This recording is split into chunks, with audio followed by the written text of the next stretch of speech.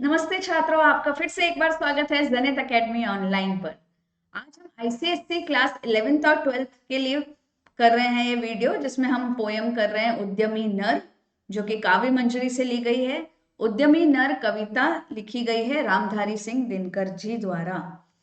तो बच्चों, सबसे पहले मैं हर एक स्टैंजा पढ़ती जाऊंगी, हर एक काव्यांश पढ़ती जाऊंगी, फिर एक एक लाइंस लेके उसके वर्ड मीनिंग्स और व्याख्या बताती जाऊंगी, और हर स्टैंजा खत्म होने के बाद हम उसका भावार्थ करेंगे। अच्छे वर्ड्स यूज किए गए हैं ताकि आप अच्छे से इसी वर्ड्स को लिखें और एग्जाम में बहुत अच्छे मार्क्स लाए। तो प्लीज वीडियो जब चल रहा है साथ में पॉज कर करके नोट्स भी बना ले। तो शुरू करते हैं। सबसे फर्स्ट स्टैंजा। इतना कुछ है भरा विभव का कोश प्रकृति के भीतर, निज इच्छित सुख भोग सहज ही पा सकते नारी नर।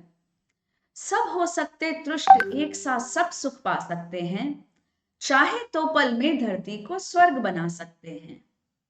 छिपा दिए सब तत्व आवरण के नीचे ईश्वर ने, संघर्षों से खोज निकाला उन्हें उद्यमी नर ने। ब्रह्मा से कुछ लिखा भाग्य में मनुज नहीं लाया है, अपना सुख उसने अपने भुजबल से ही पाया है। तो आइए शुरू करते हैं। पहली दो पंक्तियां लेते हैं। इतना कुछ है भरा विभव का कोश प्रकृति के भीतर, निज इच्छित सुख भोग सहज ही पा सकते नारी नर। यहां विभव का अर्थ है संपत्ति या समृद्धि। कोश का अर्थ है खजाना या ट्रेजर। प्रकृति तो आपको पता ही है, नेचर, सॉरी, ठीक है। निज, निज इच्छित, निज मतलब अपना खुद का, इच्छित मतलब चाहा हुआ या खुद से इच्छित, स्वयं इच्छित। सुख भोग, सुख तो पता ही है आपको, भोग मतलब आनंद, सुख भोग मतलब सुख और आनंद। नारी और नर तो पता ही है, नारी इज औरत और नर इज पुरुष, ठीक है। और सहज मतलब आसानी से। तो अब हम इसका अर्थ पढ़ते हैं। प्रकृति के भीतर समृद्धि का खजाना भरा हुआ है। देखो, इतना कुछ है भरा विभव का कोश प्रकृति के भीतर ना। विभव मतलब बहुत सारी संपत्ति, समृद्धि। कोश मतलब खजाना और प्रकृति मतलब नेचर। तो प्रकृति के भीतर समृद्धि का खजाना भरा हुआ है। निज इच्छित सुख भोग सहज ही पा सकते नारी नर। स्त्री और पुरुष दोनों अपनी इच्छा के अनुसार सुख भोग को आसानी से प्राप्त कर सकते हैं, क्योंकि प्रकृति ने ये सभी सुविधाएं सहज रूप से उपलब्ध करवाई है ना, आसानी से या सरलता से उपलब्ध करवाई है। इसीलिए स्त्री और पुरुष दोनों ही अपनी इच्छा के अनुसार इस सुख भोग को आसानी से प्राप्त कर सकते हैं। I hope this two lines are very clear. तो आप यहाँ, मैंने पिक्चर्स भी इसी तरीके से दे रखे हैं कि आपको एकदम याद हो जाए। अब प्रकृति ऐसा वाला खजाना नहीं देती है, राइट। ये मैंने सिर्फ कोश बताने के लिए आपको बताया है। प्रकृति का खजाना क्या होता है? ये सभी चीजें, है ना, जो भी नेचर हमें प्रोवाइड करती है। सनलाइट, मिनरल्स, सी लाइफ, है ना, बहुत सारा चीज नेचर हमें प्रोवाइड करती है। Fuels, fossil fuels, trees. तो ऑल दिस नेचुरल रिसोर्सेस, इन सबको कहा गया है संपत्ति या समृद्धि या विभव, है ना। चलो अब आगे बढ़ते हैं। सब हो सकते तुष्ट एक साथ सब सुख पा सकते हैं, चाहे तो पल में धरती को स्वर्ग बना सकते हैं। सब हो सकते तुष्ट, तुष्ट का क्या अर्थ है? संतुष्ट या सेटिस्फाइड। एक सा सब, एक सा मतलब समान रूप से, सब लोग एक जैसा सुख पा सकते हैं, चाहे तो पल में धरती को स्वर्ग बना सकते हैं। धरती तो आपको पता ही है, पृथ्वी। स्वर्ग का अर्थ भी आपको पता है। देखो, स्वर्ग कैन बी हेवन, जन्नत, बट यहाँ पे स्वर्ग का मतलब है आनंद। आनंद से भी इसको आप रिलेट कर सकते हैं, है ना। जहां आपको बहुत खुशी मिले वो आपका स्वर्ग है।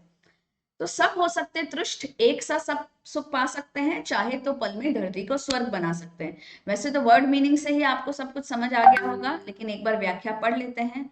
हर व्यक्ति संतुष्ट हो सकता है और समान रूप से सुख प्राप्त कर सकता है, अगर वे चाहे तो अपने कर्मों से पल भर में धरती को स्वर्ग बना सकते हैं, है ना। कैसे बना सकते हैं? अपने कर्मों से, अपने कार्यों से, अपने अच्छे कामों से। छिपा दिए सब तत्व आवरण के नीचे ईश्वर ने, संघर्षों से खोज निकाला उन्हें उद्यमी नर ने। ठीक है, तत्व का क्या मतलब है? छिपा दिए सब तत्व। तत्व क्या होता है? जो मूल तत्व होते हैं, जो जो घटक जिसे कहते हैं। तत्व मतलब एकदम छोटी छोटी जो चीजें जो ईश्वर ने छुपा रखी। तत्व इज सब्सटेंस, आप सब्सटेंस भी कह सकते हो उसे, है ना, all the substances of earth. तो आवरण के नीचे, आवरण का मतलब सम काइंड ऑफ जिसे ढक लेते, है ना, एक चीज का, जैसे पर्दा आप कह सकते हो, या तो पर्दा हो, है ना, जिसे चीज को ढक दिया जाता है वो आवरण कहलाता है। जैसे घूंघट, स्त्री का जो घूंघट होता है वो भी आवरण होता है, जो पर्दा होता है वो भी आवरण होता है। तो किसी चीज को ढक देना इस आवरण। तो ये सभी सब्सटेंसेस जो नेचर ने दिए हैं वो आवरण के नीचे, यानी पर्दे के नीचे ईश्वर ने छुपा दिए हैं, उसे ढक के रखे हैं। संघर्षों से खोज निकाला उन्हें उद्यमी नर ने। उद्यमी नर जो अपनी पोयम का शीर्षक है। उद्यमी का अर्थ क्या होता है बच्चों? मेहनती, जो मेहनत करने वाला हो, जो उद्यम करने वाला हो। तो उद्यमी नर मतलब हार्ड वर्किंग पर्सन, है ना। और नर से यहाँ, नर को आपको जनरल टर्म लेना है। वैसे नर का अर्थ होता है पुरुष, लेकिन उद्यमी नर जब भी यूज किया है तो ऐसा इंसान जो कि मेहनत करने वाला है। ठीक है, मेहनत करने वाला इंसान का अर्थ है उद्यमी नर। तो आइए पढ़ते हैं। तत्व का अर्थ है मूल तत्व या घटक, आवरण यानी पर्दा, ईश्वर तो पता ही आपको, भगवान परमात्मा, संघर्ष कठिनाइयां, उद्यमी परिश्रमी, और नर यानी पुरुष, और यहाँ हम मानव भी ले सकते हैं। तो ईश्वर ने सभी महत्वपूर्ण तत्वों को प्रकृति के आवरण के नीचे छिपा दिया है ना, एक्सपोज नहीं है। इसको कौन निकाल सकता है? इन्हें परिश्रमी और संघर्षशील व्यक्ति ने अपने प्रयासों से खोज निकाला है। I hope this two lines are very clear. कुछ भी क्लियर नहीं है तो प्लीज कमेंट सेक्शन में लिखो। ब्रह्मा से कुछ लिखा भाग्य में मनुष्य नहीं लाया है, अपना सुख उसने अपने भुजबल से ही पाया है। ब्रह्मा का तो अर्थ आपको पता ही है, जो कि सृष्टि करता है, वह देवता रचयिता, है ना, जिसे हम कहते हैं। तो सृष्टिकर्ता देवता जिन्होंने सृष्टि की रचना की है। भाग्य, भाग्य आपको पता ही है, किस्मत। मनुष्य यानी मनुष्य या व्यक्ति या मानव।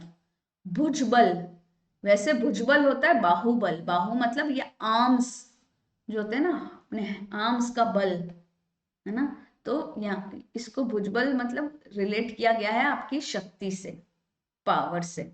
सुख तो खुशी पता ही है आपको। तो व्याख्या यह है कि मनुष्य अपने साथ ब्रह्मा द्वारा पहले से लिखा हुआ भाग्य नहीं लाता, है ना। ब्रह्मा से, भगवान से कुछ लिखवा के नहीं लाया है भाग मनुष्य। उसने अपने सुख और सफलता को अपनी शक्ति और परिश्रम से ही प्राप्त किया है। ठीक है, मनुष्य अपने साथ ब्रह्मा द्वारा पहले से लिखा हुआ भाग्य नहीं लाया है ना। वो भाग्य नहीं लिखवा के लाता है। वो कैसे प्राप्त करता है उस सुख और सफलता को? अपनी शक्ति और अपने परिश्रम से। तो इस पूरे स्टैंजा का भावार्थ हम पढ़ लेते हैं। प्रकृति के भीतर अपार संपत्ति और संसाधन छुपे हुए हैं। परिश्रम और संघर्ष से मनुष्य इन छुपे हुए तत्वों को प्राप्त कर सकता है और अपने भाग्य का निर्माता बन सकता है। इन छिपे हुए तत्वों से पुरुष और स्त्री अपनी इच्छाओं और सुखों को सहजता से यानी आसानी से पूरा कर सकते हैं। यदि सभी लोग समान रूप से परिश्रम करें तो सबको एक जैसा सुख मिल सकता है और धरती को हम स्वर्ग में बदल सकते हैं। ईश्वर ने आधारभूत तत्व तो दिए हैं। आधारभूत तत्व का क्या अर्थ है बच्चों? बेसिक, आधारभूत मतलब जो बेसिक रिक्वायरमेंट के लिए जो चीजें होती हैं वो दिए हैं, परंतु स्वर्ग बनाने का कार्य मनुष्य को अपनी मेहनत से ही करना होगा। भाग्य के सहारे कुछ नहीं मिलता। मनुष्य ब्रह्मा से लिखा के कुछ नहीं लाया है, तो भाग्य के सहारे कुछ नहीं मिलता। मनुष्य अपने बाहुबल और मेहनत से ही सुख प्राप्त करता है। तो पहला स्टैंजा एकदम क्लियर है। चलिए आगे बढ़ते हैं अगले काव्यांश की तरफ। प्रकृति नहीं डरकर झुकती है कभी भाग्य के बल से, सदा हारती वह मनुष्य के उद्यम से, श्रम जल से। ब्रह्मा का अभिलेख पढ़ा करते निरुद्धमी प्राणी, धोते वीर को अंक भाल का बहा भ्रुवों से पानी। भाग्यवाद आवरण पाप का शस्त्र शोषण का, जिससे रखता दबा एक जन से भाग दूसरे जन का। पूछो किसी भाग्यवादी से यदि विधि अंक प्रबल है, पथ पर क्यों नहीं देती न स्वयं वसुधा निज रतन उगल है। तो आइए शुरू करते हैं पहली दो पंक्तियों के साथ। प्रकृति नहीं डरकर झुकती है कभी भाग्य के बल से, सदा हारती वह मनुष्य के उद्यम से श्रम जल से। प्रकृति का अर्थ बच्चों पता ही आपको, नेचर, भाग्य, किस्मत या फेट या डेस्टिनी। बल, बल यानी शक्ति, बल का अर्थ है शक्ति या ताकत या power. I don't know what is happening. सदा हारती, सदा मतलब हमेशा, हारती वह मनुष्य के उद्यम से, उद्यम मतलब मेहनत या प्रयास, है ना। श्रम जल से, श्रम तो आपको पता है हार्ड वर्क, और जल मतलब पानी, तो श्रम जल का अर्थ है मेहनत का पानी, यानी मेहनत का पसीना, है ना। अच्छा लिखा है मैंने, मेहनत का पसीना। तो प्रकृति भाग्य या किस्मत के आगे झुकने वाली नहीं है ना। नेचर भाग्य या किस्मत के आगे नहीं झुकता है, वह हमेशा मनुष्य के कठिन परिश्रम और प्रयास के सामने हारता है ना। उसके एफर्ट्स, उसके हार्ड वर्क और उसके प्रयास के आगे हारता है। जब मनुष्य पसीना बहाकर मेहनत करता है, तभी वह प्रकृति को जीत सकता है और उसके संसाधनों का उपयोग कर सकता है। प्रकृति ने जो बहुत सारे संसाधन दिए हैं, जो तत्व दिए हैं, जो मूलाधार तत्व दिए हैं, उन सबको यूज कब कर सकते हैं, जब हम प्रकृति से जीत सकते हैं। और कैसे जीत सकते हैं? किस्मत से नहीं, अपने प्रयास से, अपना पसीना बहाकर। इज दिस वेरी क्लियर बच्चों? प्लीज ये व्याख्या लिख लेना, कहीं कॉपी कर लेना। अच्छे वर्ड्स यूज किए हैं, ऐसे ही कीवर्ड्स और अच्छे वर्ड्स आप यूज करोगे तो आपको एग्जाम में बहुत अच्छे मार्क्स मिलेंगे। अच्छा, मैंने यहाँ पे वर्ड मीनिंग्स में इंग्लिश में भी दे रखा है ताकि आप प्रोनाउंसिएशन भी अच्छा कर सके और आपको अच्छे से मीनिंग पता चल जाए। मेरे एग्जाम में ऑब्वियसली वर्ड मीनिंग्स आपको हिंदी में ही लिखने हैं। ब्रह्मा का अभिलेख पढ़ा करते निरुद्धमी प्राणी, धोते वीर को अंक भाल का बहा भ्रुवों से पानी। चलो, अब ब्रह्मा का अर्थ पता है, अभिलेख, अभिलेख का अर्थ है लिखा हुआ, जो ब्रह्मा लिखते हैं, है ना, उनके रिकॉर्ड्स में जो होता है, उनका जो रिकॉर्ड है। ब्रह्मा का अभिलेख पढ़ा करते निरुद्धमी प्राणी, निरुद्धमी मतलब निरुद्धमी, है ना, मतलब उसका ऑपोजिट, उद्यमी का ऑपोजिट मतलब आलसी। ब्रह्मा का अभिलेख पढ़ा करते निरुद्धमी प्राणी, धोते वीर को अंक भाल, भाल का। अच्छा, प्राणी तो आपको पता है जीव, ठीक है, प्राणी का अर्थ है जीव। अरे ये क्या हो रहा है? धोते वीर, वीर तो आपको पता है साहसी व्यक्ति। को अंक, को अंक मतलब अशुभ चिन्ह, जो खराब निशान पड़ गया है, अशुभ का निशान है, उसे को अंक कहते हैं। भाल मतलब माथा या फोरहेड, ओके। भ्रुव मतलब वहां भ्रुवों से पानी, भ्रुवो मतलब आईब्रोज, ठीक है। अब शुरू करें। तो ब्रह्मा का अभिलेख पढ़ा करते निरुद्धमी प्राणी, धोते वीर को अंक बाल का बहा भ्रुवों से पानी। तो अब यहाँ दो लोगों को कंपेयर किया है, निरुद्धमी प्राणी और वीर लोगों को। तो जो लोग मेहनत नहीं करते, यानी जो निरुद्धमी होते हैं, वह ब्रह्मा के लिखे हुए भाग्य को ही पढ़ते रहते हैं कि हमारे भाग्य में तो यही लिखा है और यही होगा, ठीक है। जो लोग मेहनत नहीं करते वो ब्रह्मा के लिखे हुए भाग्य को ही पढ़ते रहते हैं। लेकिन वीर पुरुष अपने माथे पर लिखे अशुभ चिन्हों मतलब दुर्भाग्य, अशुभ चिन्ह मतलब कोंक जो लिखा है उसका मतलब है दुर्भाग्य, अपने दुर्भाग्य को कैसे बहाते हैं? पसीना बहाकर मिटा देते हैं। जब जब बहुत मेहनत करते हैं, ठीक है, हमारे सब जगह से पसीना बहता है, हमारे भ्रुवों से पानी बहता है, तो वो जो पानी होता है पसीने का भ्रुवों से, वो क्या करता है? आपके दुर्भाग्य को मिटा देता है। इसका मतलब यह है कि परिश्रमी व्यक्ति अपने कर्मों से अपना भाग्य बदल देता है। भाग्यवाद आवरण पाप का शस्त्र शोषण का, जिससे रखता दबा एक जन से भाग दूसरे जन का। तो यहाँ भाग्यवाद, भाग्यवाद मतलब भाग्य पर विश्वास करना, फेटलिज्म, है ना। आवरण का अर्थ तो आपको पता ही है, कवर या पर्दा। पाप यानी अधर्म या सिन। शस्त्र हथियार। शोषण मतलब एक्सप्लॉयटेशन, है ना, उत्पीड़न करना। जिसे रखता दबा एक जन से भाग दूसरे जन का, जन का अर्थ है व्यक्ति, ठीक है। तो भाग्यवाद आवरण है, किसका आवरण है, किसका पर्दा है, पाप का। और किसका शस्त्र है, वो किसका हथियार है, शोषण का। शोषण यानी एक्सप्लॉयटेशन का हथियार है। तो भाग्यवाद पाप को ढकता है और शोषण को बढ़ावा देता है, जिससे रखता दबा एक जन से भाग दूसरे जन का। तो भाग्यवाद एक पाप का आवरण है जो शोषण का हथियार बन जाता है। यह विचारधारा, ये भाग्यवाद वाली जो विचारधारा है, वो एक व्यक्ति का भाग्य दूसरे व्यक्ति से छीनने के लिए उपयोग होती है। तो भाग्यवाद का सहारा लेकर लोग अपना कर्म छोड़ देते हैं और दूसरों का शोषण करते हैं। तो इससे हमें ये शिक्षा मिलती है कि हमें भाग्यवाद के सहारे नहीं रहना चाहिए। तो भाग्यवाद क्या है, भाग्य पर विश्वास करने वाले लोग क्या का वो जो मेंटालिटी है, भाग्यवाद एक मेंटालिटी है।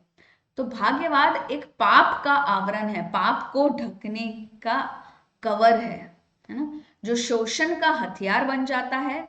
यह विचारधारा एक व्यक्ति का भाग्य दूसरे व्यक्ति से छीनने के लिए उपयोग होती है और भाग्यवाद का सहारा लेकर लोग अपना काम छोड़ देते हैं और दूसरों का शोषण करते हैं। पूछो किसी भाग्यवादी से, यदि विधि अंक प्रबल है, पद पर क्यों देती न स्वयं वसुधा निज रतन उगल है। ठीक है। तो भाग्यवादी यानी भाग्य पर विश्वास करने वाला, विधि यानी नियति जो हमारा फेट है, डेस्टिनी, अंक यानी मार्क, प्रबल यानी मजबूत, वसुधा यानी धरती, रतन यानी ज्वेल्स जो हीरे मोती होते हैं, उगल मतलब निकालना, निकालना बाहर, उगलना। तो अगर विधि, देखो पूछो किसी भाग्यवादी से, किसी भाग्यवादी से पूछ के देख लो कि अगर विधि यानी भाग्य के अंक कितने मजबूत है, तो भाग्यवादी से पूछो कि धरती खुद ब खुद अपने रत्न क्यों नहीं उगल देती, अपने संसाधन, अपनी चीजें बाहर अपने आप क्यों नहीं दे देती, क्यों नहीं मेहनत के बिना धरती अपने खजाने दे देती है ना। यह प्रश्न भाग्यवाद के तर्क को चुनौती देता है। भाग्यवादी लोग बोलते हैं ना, मेरे भाग्य में होगा तो मिल जाएगा, मेरे भाग्य में होगा तो मिल जाएगा, नहीं तो नहीं मिलेगा। तो ये बोल रहे हैं कि अगर भाग्य के अंक इतने ही मजबूत होते हैं, तो धरती खुद ब खुद अपने रत्न क्यों नहीं उगल देती, पूछो क्यों नहीं मेहनत के बिना धरती अपने खजाने दे देती है। तो यह प्रश्न भाग्यवाद के तर्क को चुनौती दे रहा है ना, उससे ललकार रहा है, उसे बता रहा है और दिखाता है कि केवल और केवल मेहनत और परिश्रम से ही कुछ प्राप्त किया जा सकता है, ना केवल भाग्य पर निर्भर रहकर। समझ आया आपको। तो यहाँ धरती, वसुधा मतलब धरती, स्वयं वसुधा, निज मतलब अपने, निज का मतलब मैंने अपन पहले भी बता रखा है, अपने या खुद के, अपने खुद के, ठीक है। तो पूछो किसी भाग्यवादी से, यदि विधि अंक प्रबल है, अगर विधि अंक इतना प्रबल है, इतना स्ट्रांग है ना, तो वसुधा यानी धरती अपने रत्न स्वयं क्यों नहीं उगल देती है। तो इस काव्यांश का भावार्थ है कि कविता में यह बताया गया है कि प्रकृति भाग्य के सामने नहीं झुकती, बल्कि हमेशा मनुष्य के परिश्रम और कर्म के आगे हारती है। जो लोग आलसी होते हैं वे भाग्य के भरोसे रहते हैं, लेकिन वीर और परिश्रमी लोग अपने दुर्भाग्य को अपने पसीने से धो डालते हैं। भाग्यवाद एक छल है जो शोषण का माध्यम बन जाता है। ठीक है बच्चों, तो भाग्यवाद क्या है, सिर्फ एक छल है जो शोषण का माध्यम बन जाता है। भाग्यवादी यह मानते हैं कि सब कुछ भाग्य से तय होता है, लेकिन यदि यह सच है तो फिर पृथ्वी स्वयं क्यों रत्नों को उगल कर नहीं देती है। इसका तात्पर्य यह है कि मेहनत और प्रयास से ही सफलता मिलती है, भाग्य के भरोसे कुछ नहीं होता। तो आइए जाते हैं हमारे थर्ड स्टैंजा या थर्ड काव्यांश की तरफ। उपजाता क्यों विभव प्रकृति को सींच सींच वह जल से, क्यों न उठा लेता निज संचित कोश भाग्य के बल से। एक मनुष्य संचित करता है अर्थ पाप के बल से, और भोगता उसे दूसरा भाग्यवाद के छल से। नर समाज का भाग्य एक है, वह श्रम, वह भुजबल है। जिसके सम्मुख झुकी हुई पृथ्वी विनीत नभतल है। जिसने श्रम जल दिया उसे पीछे मत रह जाने दो। विजित प्रकृति के से सबसे पहले उसको सुख पाने दो। तो आइए शुरू करते हैं पहली दो पंक्तियां। उपजाता क्यों विभव प्रकृति को सींच सींच वह जल से, क्यों ना उठा लेता निज संचित कोश भाग्य के बल से। तो यहाँ विभव हमने पहले ही पढ़ लिया था, विभव का अर्थ है संपत्ति या समृद्धि। सींच सींच कर, सींच सींच दो बार यूज किया है, उसका अर्थ है लगातार सींचना या उसमें पानी देते रहना, सींचना, है ना। क्यों ना उठा लेता निज मतलब खुद ही, संचित किया, संचित मतलब जमा किया हुआ या एक्यूमुलेटेड, संचित कोश मतलब जमा किया हुआ खजाना भाग्य के बल से। तो ये बोल रहे कि क्यों उपजा मतलब मेहनती इंसान जो है क्यों उपजाता रहता है, उपजाता मतलब उगाता रहता है ना। हम बोलते हैं ना कि धरती उपजाऊ धरती है ना, यहाँ से हम उपजाते हैं, क्रॉप्स उपजाते हैं। तो उपजाता क्यों विभव, संपत्ति को क्यों निकालता है सींच सींच व जल से, लगातार पानी दे दे के परिश्रमी व्यक्ति उससे उससे क्यों उपजाता है संपत्ति को, है ना। क्यों ना उठा लेता निज, खुद क्यों नहीं उठा लेता जो भरा, जो जमा किया हुआ ट्रेजर है भाग्य के बल से। भाग्य अगर बोल रहा है कि तुम्हारे लिए ट्रेजर है, जमा किया हुआ है, तो खुद डायरेक्ट जो जमा किया हुआ वो क्यों नहीं उठा लेता, क्यों इतनी मेहनत करता है। तो कवि प्रश्न कर रहा है कि मनुष्य प्रकृति को मेहनत से सींच कर संपत्ति क्यों पैदा करता है ना, कि मनुष्य प्रकृति को मेहनत से सींचकर संपत्ति क्यों पैदा करता है। अगर वह भाग्य में विश्वास रखता है तो क्यों नहीं अपने भाग्य के बल पर ही जमा किया हुआ धन उठा लेता है। तो यहाँ यह दर्शाया गया है कि केवल मेहनत से ही संपत्ति या लाभ प्राप्त किया जा सकता है, ना कि भाग्य के सहारे। एक मनुष्य संचित करता है अर्थ पाप के बल से, और भोगता उसे दूसरा भाग्यवाद के छल से। तो यहाँ बच्चों आप देखोगे कि मैंने पिक्चर्स भी उसी अकॉर्डिंगली बना रखे हैं ताकि आप समझ जाओ। यहाँ पर भी देखो हर जगह मैंने पिक्चर्स वैसे ही बना रखे हैं ताकि आपके दिमाग में ये कंसेप्ट अच्छे से बैठ जाए। तो जब मैं पढ़ा रही हूँ तो इन पिक्चर को देखते जाओ, मेरी आवाज सुनते जाओ और फिर ये सब चीजें नोट करते जाओ। आप अगर आपके सभी सेंसेस को यूज करके प्रैक्टिस करोगे बच्चों, तो दुनिया की कोई ताकत नहीं है कि आपका एक भी मार्क काट सके। ठीक है, बहुत अच्छे से आपको याद हो जाएगा और एग्जाम तक याद रहेगा। चलो शुरू करते हैं बातें बाद में। एक मनुष्य संचित करता है अर्थ पाप के बल से। एक मनुष्य का अर्थ तो आपको पता है, मनुष्य संचित मतलब इकट्ठा करता है, ठीक है। अर्थ का मतलब है पैसा, वेल्थ, मनी, है ना। पाप तो आपको पता है ये गलत काम, और बल से ताकत से, बल का अर्थ है ताकत से। और भोगता उसे, भोगता मतलब उसे यूज करता है ना, उसका भोग करता है, उसे यूज कौन करता है, दूसरा इंसान यूज करता है भाग्यवाद के छल से, छल यानी इसके धोखे से। ठीक है, तो कवि कहता है कि एक व्यक्ति गलत तरीकों से धन जमा करता है, ये देखो गलत तरीके से इसने धन जमा किया है, जबकि दूसरा व्यक्ति भाग्यवाद के छल से उसे भोगता है। कुछ दूसरे व्यक्ति ऐसे होते हैं जो भाग्यवाद के छल से, कि ये तुम्हारे भाग्य में नहीं है मुझे दे दो, ये छल से उसे भोगता है। भाग्यवाद का यह छल वास्तविक कर्मों और परिश्रम को दरकिनार कर देता है और दूसरों के धन को हड़पने की कोशिश करता है। तो भाग्यवाद का जो छल है ना, वो रियल वास्तविक कर्मों को, एक्चुअली अपने हार्ड वर्क को और परिश्रम को दरकिनार कर देता है, मतलब साइडलाइन कर देता है। और ये सोचता है कि ये गरीब के भाग्य में तो गरीब रहना ही लिखा है ना, तो मेरे भाग्य में सब पैसा है तो मैं सबका इकट्ठा करता जाऊं, राइट। तो ये जो भाग्यवाद का छल है वो वास्तविक कर्म और परिश्रम को साइड पर रख के दूसरे के धन को हड़पने की कोशिश करता है। यह समाज में क्या लाता है, अन्याय और शोषण की स्थिति को दर्शाता है। ये जो समाज में हो रहा है ना, अन्याय हो रहा है, शोषण हो रहा है, ये उसी स्थिति को दर्शाने के लिए दो पंक्तियां लिखी गई है कि एक मनुष्य संचित करता है अर्थ यानी पैसा पाप के बल से, और दूसरे जो है, दूसरा एग्जाम्पल है दूसरा, और भोगता उसे दूसरा भाग्यवाद के छल से, यानी शोषण और अन्याय करके दूसरों का धन अपने पास ले ले।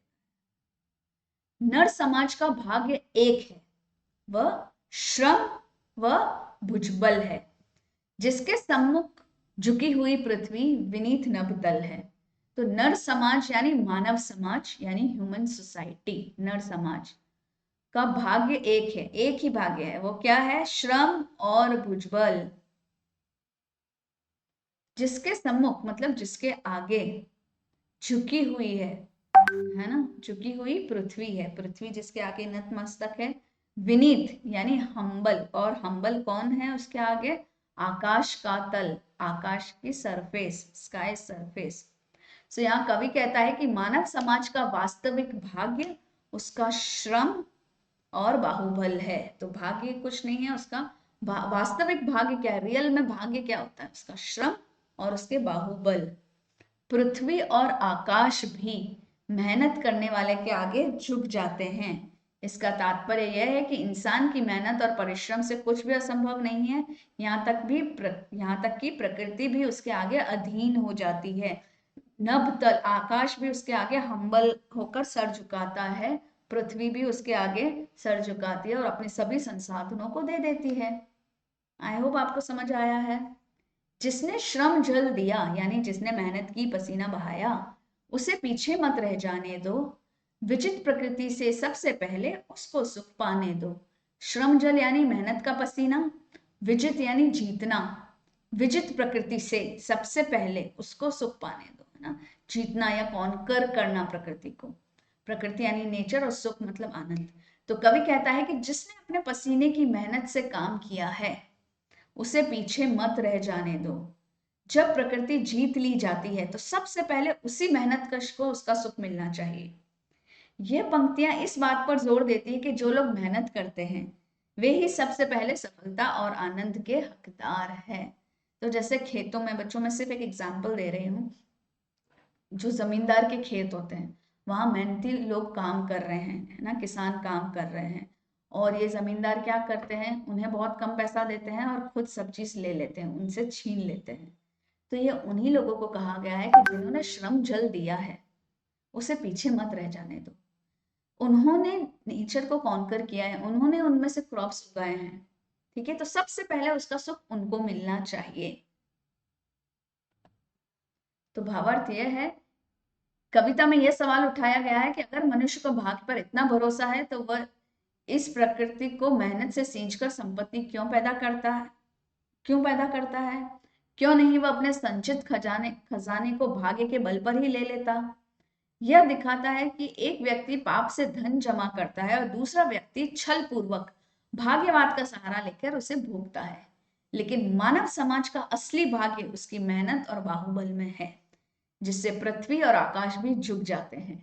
जिसने मेहनत से प्रकृति को जीत लिया है उसे सबसे पहले सुख का अधिकारी बनाना चाहिए, क्योंकि उसी ने मेहनत की है। तो बच्चों, अब हम इस पूरी कविता का सार पढ़ते हैं। अभी हमने तीनों अलग अलग स्टैंजास पढ़े, तीनों के अर्थ पढ़े, व्याख्या पढ़ी और तीनों के भावार्थ पढ़े। अब ये पूरी कविता को मैं 3 या 4 लाइन में फिनिश कर देती हूँ। इस कविता का सार यही है कि मनुष्य को अपने भाग्य पर निर्भर नहीं रहना चाहिए, बल्कि अपने श्रम, परिश्रम और बाहुबल से सफलता और सुख की प्राप्ति करनी चाहिए। भाग्यवाद एक छलावा है जो शोषण और अन्याय को बढ़ावा देता है। केवल मेहनत और कर्म से ही सच्चा सुख और सफलता प्राप्त की जा सकती है, भाग्य से नहीं। तो बच्चों, मुझे आशा है कि आपको ये सभी चीजें बहुत अच्छे से समझ आ गई होगी। अगर आपको हमारा ये वीडियो पसंद आया है तो इसे लाइक कीजिए, अपने दोस्तों के साथ शेयर कीजिए, कमेंट बॉक्स में जरूर कमेंट करके बताइए, इससे हमें बहुत मोटिवेशन मिलता है। और अगर आपने हमारे चैनल को अभी तक सब्सक्राइब नहीं किया है तो अभी कर लीजिए और बेल आइकन को टैप करना ना भूलिए। धन्यवाद।